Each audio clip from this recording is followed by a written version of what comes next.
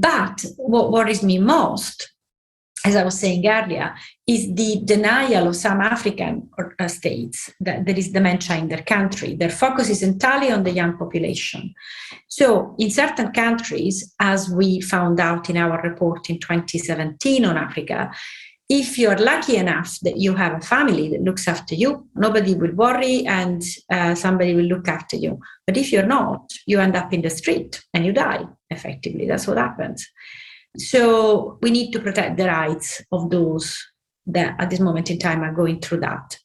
And this can only happen through raising awareness.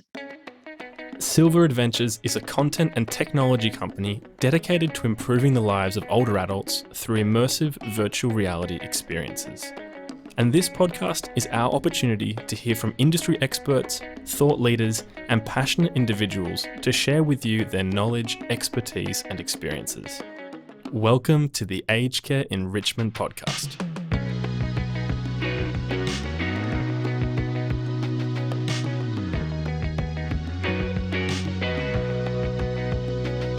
Hey there everybody, welcome to the show. I hope you're having a super day out there.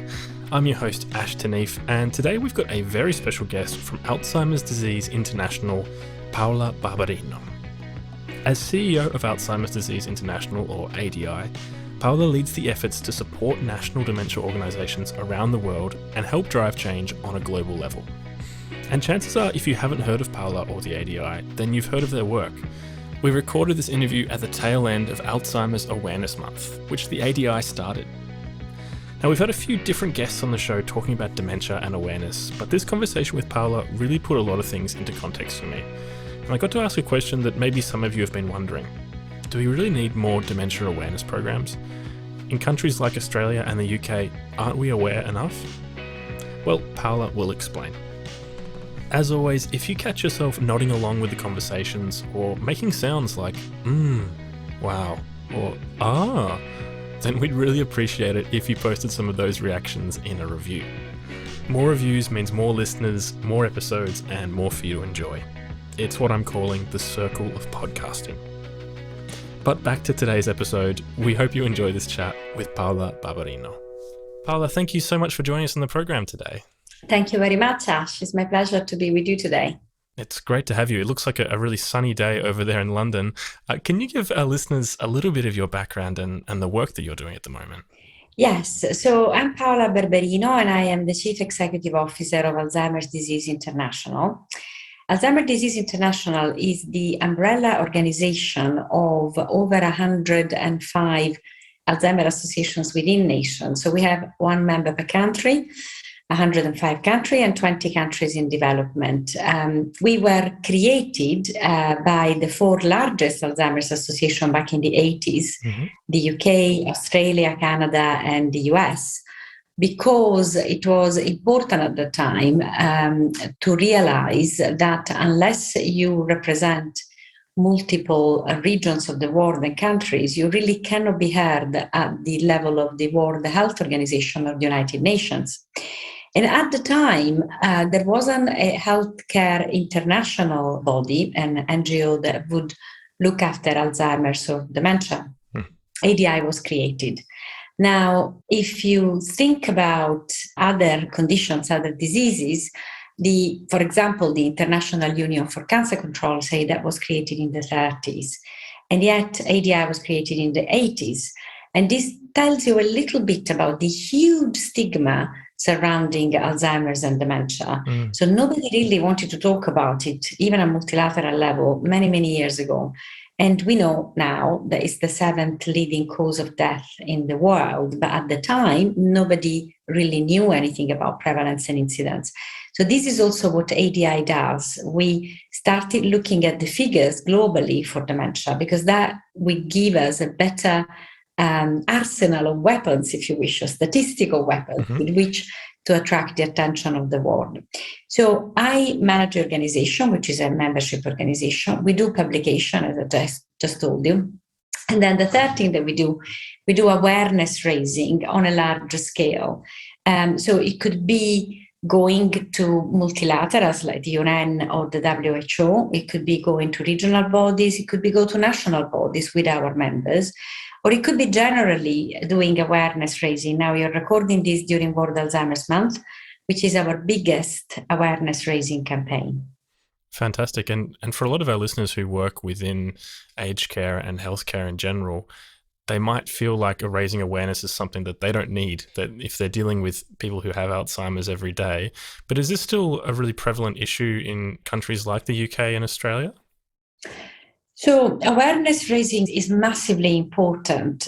There is a feeling in the sector. I don't come originally from the sector. I have been very fortunate to have 7 different careers and worked in many, many fields. Mm-hmm. And when I joined this sector, it struck me how committed and knowledgeable the people in the sector were, but also how ignorant the rest of the world was about their effort. So there is a kind of denial globally around dementia yet. In many countries, the stigma is very high. People still find it difficult to talk about a loved one having dementia. And although we in the sector like to think that this is not the case anymore, it is still the case. So it's very easy to believe that because you're always talking to the same people and because those people know what it is that you do, there is no need to educate others. But alas, that's not the case. So in certain countries of the world, the situation is particularly bad. So I'm thinking, for example, the continent of Africa, where even at governmental level, people are in denial about the existence of dementia in their country. But also in more enlightened country, if you wish, like Australia or the UK, where the Alzheimer Society and Dementia Australia are doing great work, even then you do have pockets that still feel very stigmatized by dementia. And then that stigma becomes higher at the time in which you, as a person, find difficult to obtain a diagnosis or to obtain post-diagnostic support or information about the disease or provision of respite care, assistance, psychological support. So these things are still not available, and therefore that creates further senses of unhappiness and stigmatization. We publish a report every year, a World Alzheimer's report, as you know, and 2 years ago we published one on stigma. And we interviewed 70,000 people all over the world about the topic, because I really wanted to have a baseline, a big baseline, what is that people feel about stigma and dementia. And I have to say, it was very prevalent, even in high-income countries. So we still have a big battle to fight. But that's really interesting to hear. And we've spoken to a few people in the UK actually about raising awareness, some high profile people like Angela Rippon and Ian Sheriff who are doing good work raising awareness over there, but their focus seems to be much more on the public. But it sounds like there is a real place for raising awareness for people who are living with the disease or who have been recently diagnosed. You have to raise awareness with everybody. So you cannot limit it to one segment of the population, although those that should be helped the most are the ones that have been diagnosed or are living with it. Raising awareness with the public is essential because dementia, as you know, hits indiscriminately. You don't know who is going to be getting it. And so you do need to make sure that everybody knows. So we do a lot of campaigning, for example, around the warning signs of dementia, or what do you have to do in order to reduce your risk.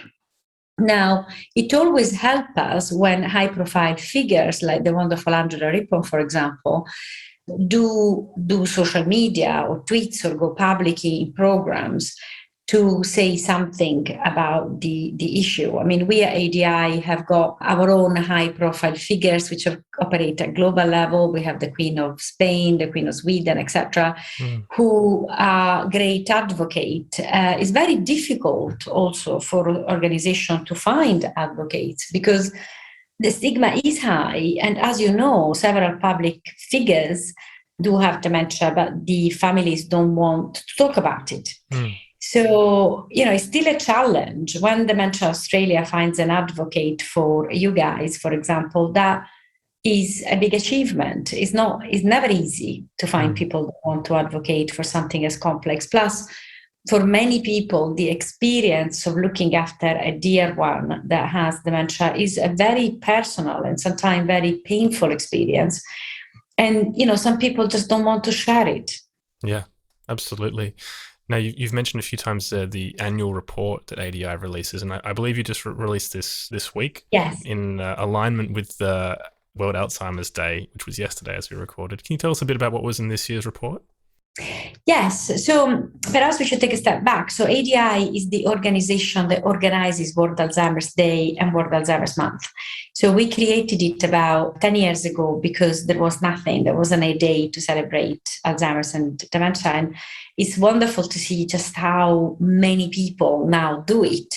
We started measuring its impact on social media about 3 years ago. And the first year we measured 900,000 impressions, say. And the second year we measured 2 million. And we thought, wow, it's growing.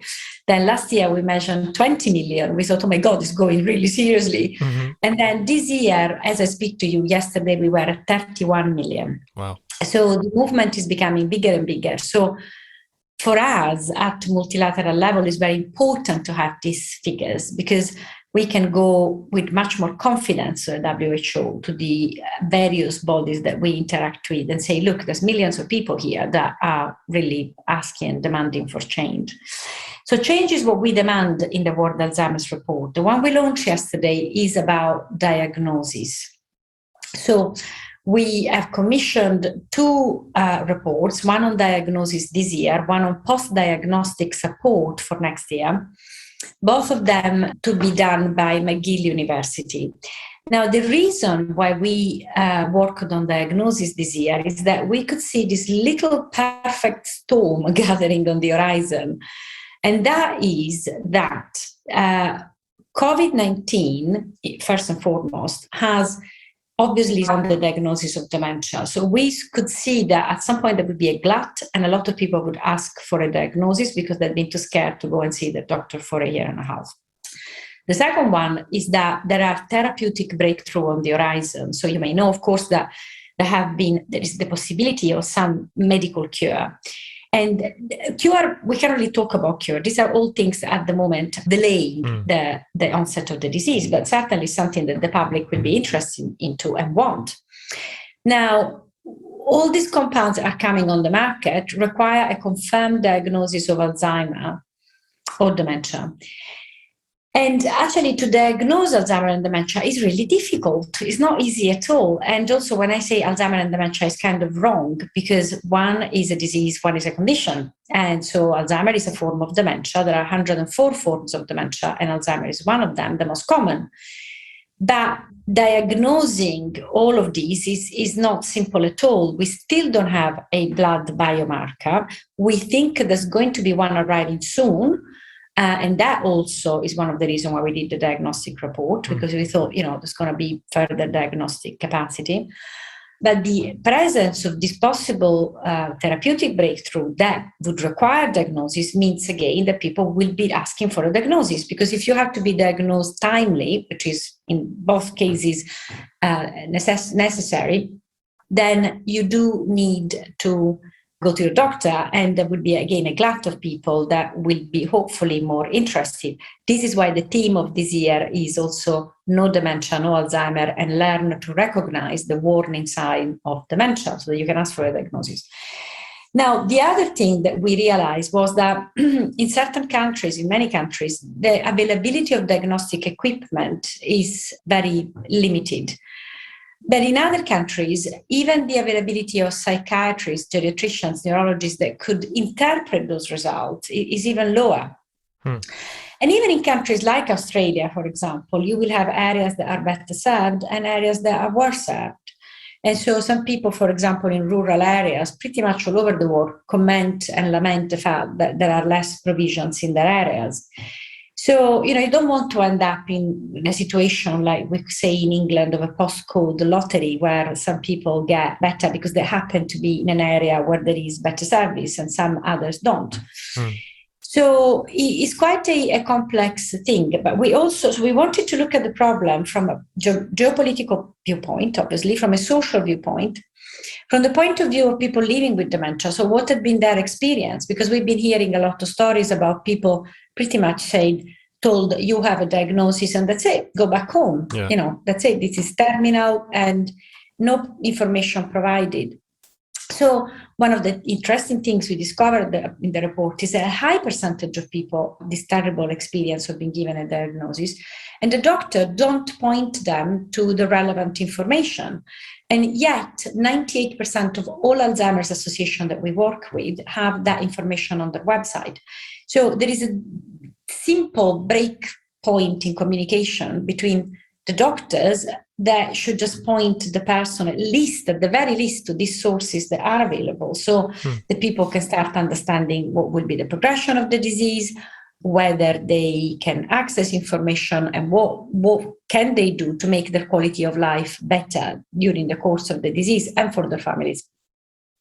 And this is also something that is part of a human rights, if you wish, because one of the things that we found in the report is that 30% of clinicians felt that because there was nothing to do, why bother doing a diagnosis? So, that is a big statement, very big statement. Yeah. Because who is anyone to tell me whether I should know or not? It's my right to know. And if you don't respect that, you're being condescending towards another human being. I mean, who is to say whether I should know? Certainly, some people may not want to know. Fair enough, it's their prerogative. There is a right to know. So the report has uncovered a lot of these points. The report is also very technical.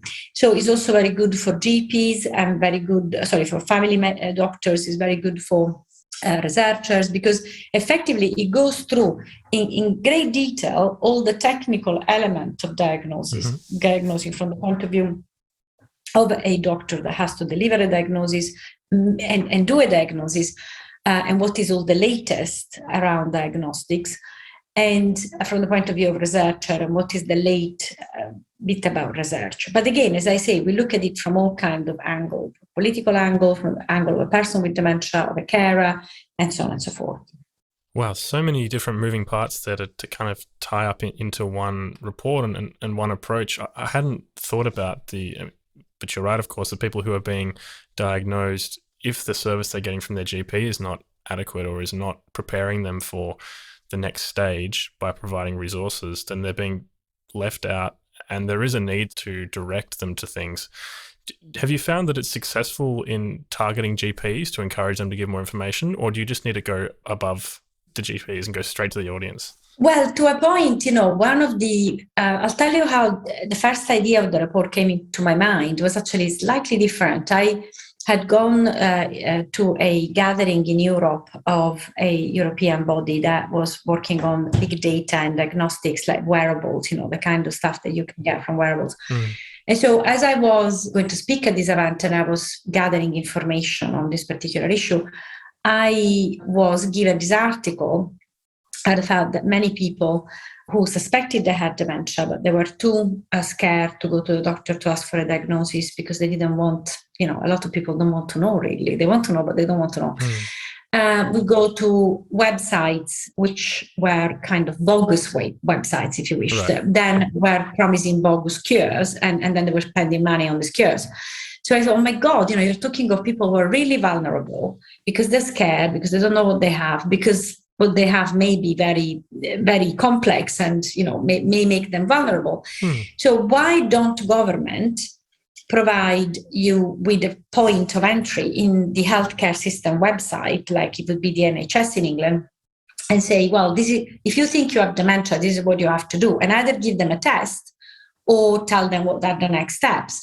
But they don't. And so in part, the report is practical. It's all practical. So you were saying, how do you get to the GP?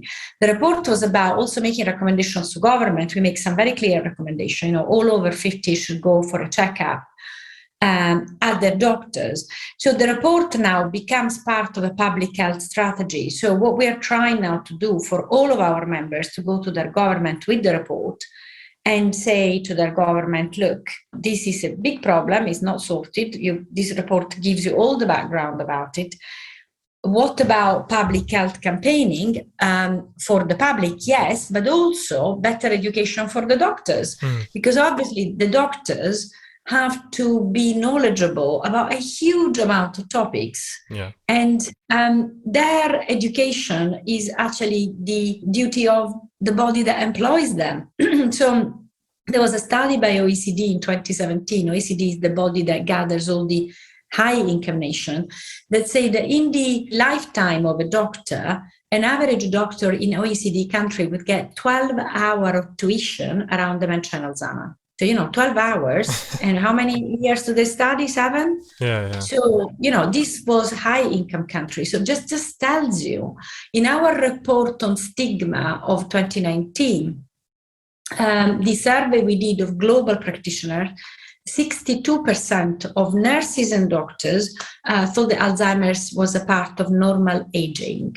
Wow. So, to your audience listening to that today, just stop and think that there is a lot of fellow practitioners that just don't understand that this is an organ that is shrinking effectively. So they think this is just normal. And so look at the scale of the problem. Obviously, I want to mobilize the world. We need public health campaigning, better education for doctors. We need to do that. And this is all finalized to having a better life for the people who are living with dementia and for the family. In the report, there are a lot of testimonies of people that say, oh my God, if somebody had just told us what we would be going through, it would have been so much easier to organize our life, to understand the person that we were looking after, to be nicer in any possible circumstances about this.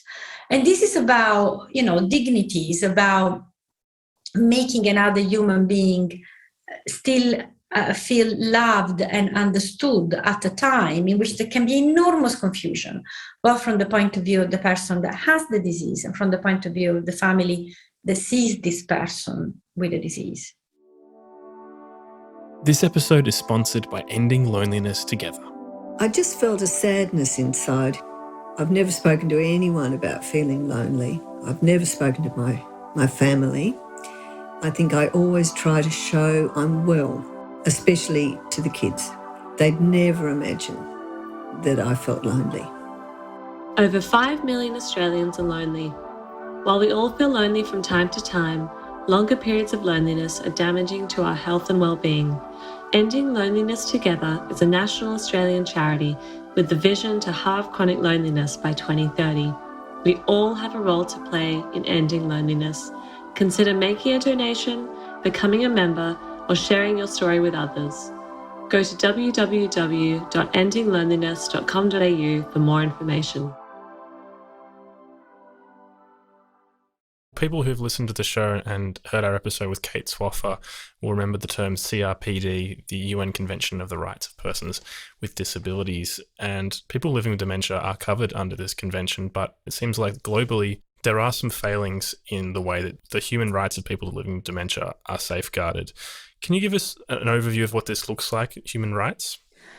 Well, first of all, I will acknowledge the immense amount of work that Kate has done on this topic. Her and Peter Mittler before her and with her have been tireless in trying to bring to the attention of the UN this issue about this invisible disability.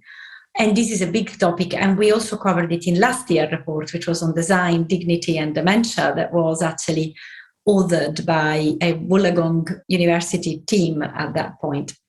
The CRPD is a complex instrument. So it covers a bit everything, but it also leaves ample interpretation of it according to the local customs and rules. Mm-hmm. Now, I think rather than getting into the instrument that can be quite dry, I'll give you a couple of examples. Mm-hmm. So, for example, in Costa Rica, I have seen it really employed at its best. So Costa Rica, for a period, had a very benighted government, and they really look at it from the point of view of the rights of what they call the adultos mejores, the senior citizens. Mm-hmm. And they would have committees at local government, senior citizens deciding what would be the best care, for example, in a care home. What did they want to happen when they needed a kind of assistance? And it was all done from the point of view of older citizens have human rights. So, you have to respect them and you have to give them the instrument to decide by themselves what is that they want to do with their life at the point in which they are in a vulnerable state. Mm-hmm. This also extended to cover people that didn't have anymore the faculties to speak for themselves.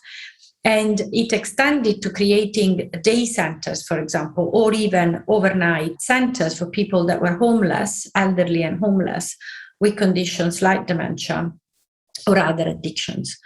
I really thought that it was such a great application to the letter. So if you think everybody has a human right, then you have to look at this particular issue in the context of people taking those decisions themselves.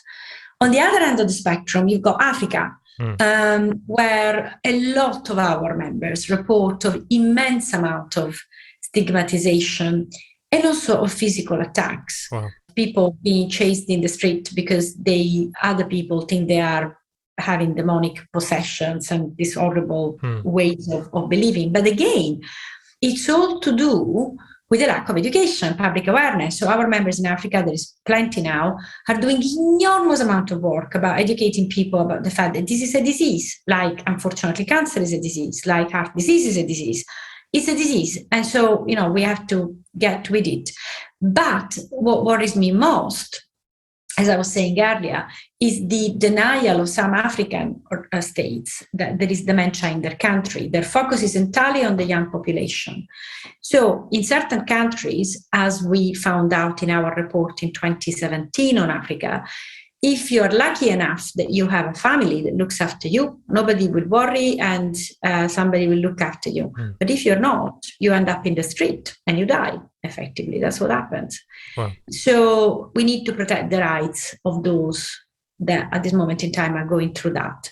And this can only happen through raising awareness. And awareness can only be raised by people that are in the field locally, and by the people that live locally and can interact with their government. So our job at ADI is to provide our members in Africa, for example, with the instruments and the authoritativeness to challenge their government. And we are a non-state actors at the World Health Organization, so we can write to a government and we can point out if there are shortcomings and ask for the Global Action Plan for Dementia, which is the legal instrument that we are working under at the moment, which we advocated for years and was approved in 2017, and we can ask for it to be applied. And we can point out where do we feel there are shortcomings. But it's a lot of work. We are a think tank, we are a small team of people, which make us very flexible, very capable to do things very quickly. But nevertheless, it's a huge amount of work. So there's a lot of people working behind this. Yeah, that's really fascinating. And so you said that you're working with about 20 countries at the moment to develop the associations. What does that look like, helping them start something up? Well, first of all, our developing members are all over the world, so not just in Africa. Course, yeah. There is a lot of countries in Asia, for example, one in South America, but a lot in the Caribbean, so still don't have an association. Working with a country, it's actually enormous fun because normally what happens, I shouldn't use the word fun, but actually working in my field is wonderful because the people behind it are so motivated. It really energizes you. So usually what happens is that you have a group of well-meaning citizens, usually carers that have had an experience of dementia in their family, or doctors, or carers and doctors that get together and say, look, this is a disgrace. We don't have anything. So at the very least, let's start and create support groups. So the people that are going through the experience can speak to other people that are going the experience.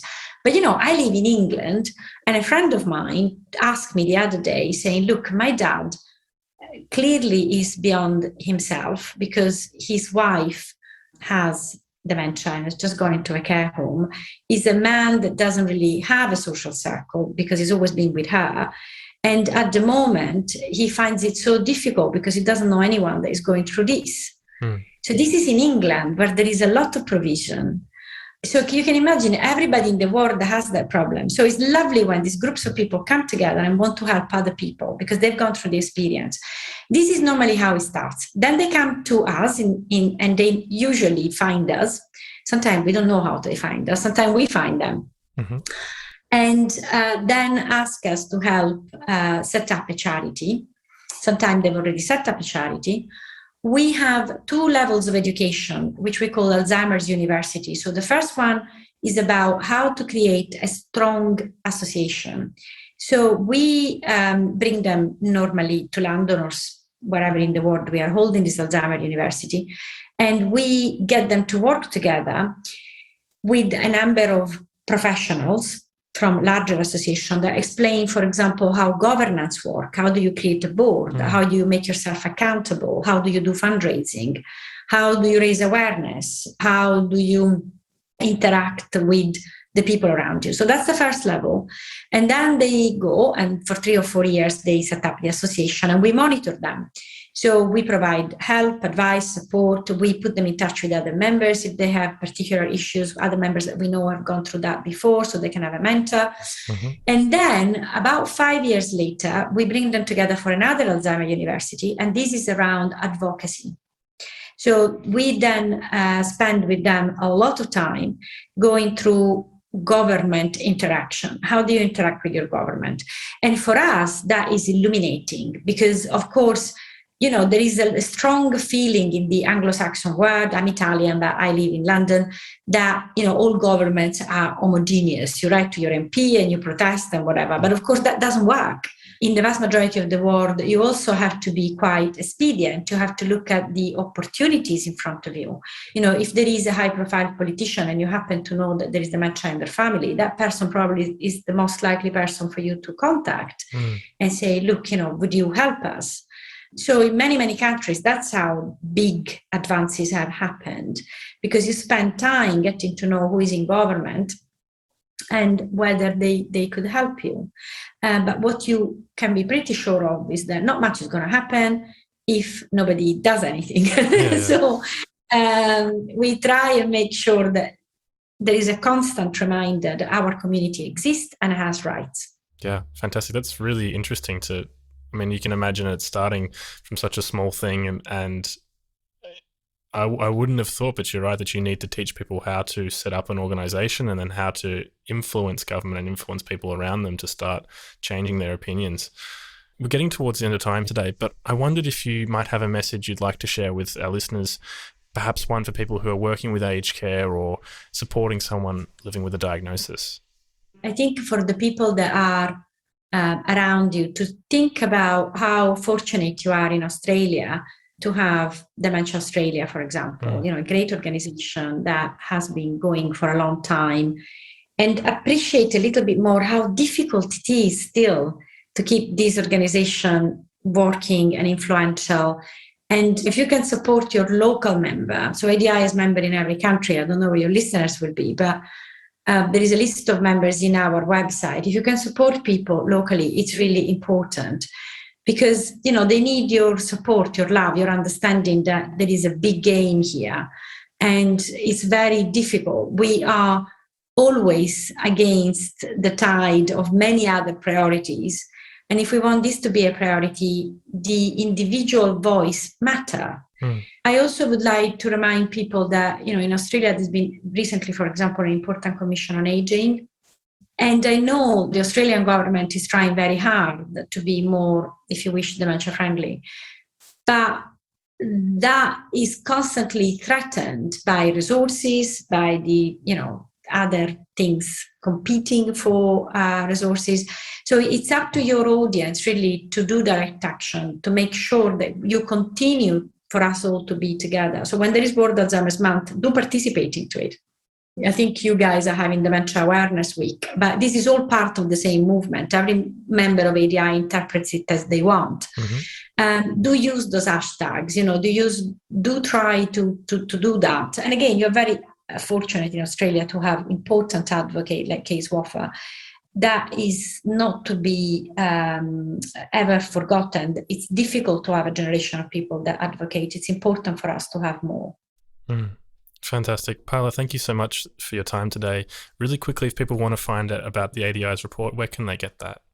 So we have a website, which is www.alzint.org. And under that website, there is a section called Reports and Research, and you can download it from there.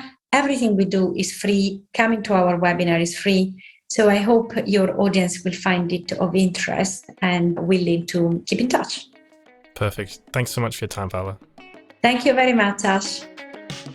Well, we hope you enjoyed this episode of the Aged Care Enrichment Podcast, brought to you by Silver Adventures. Don't forget to subscribe to the podcast on Apple Podcasts, Spotify, or wherever you're listening. And if you're enjoying it, please leave us a review. We'd really appreciate it. If you're interested in finding out how immersive virtual reality experiences can enrich the lives of older adults, visit the Silver Adventures website today at www.silver, that's SILVR, adventures.com.au. See you next week.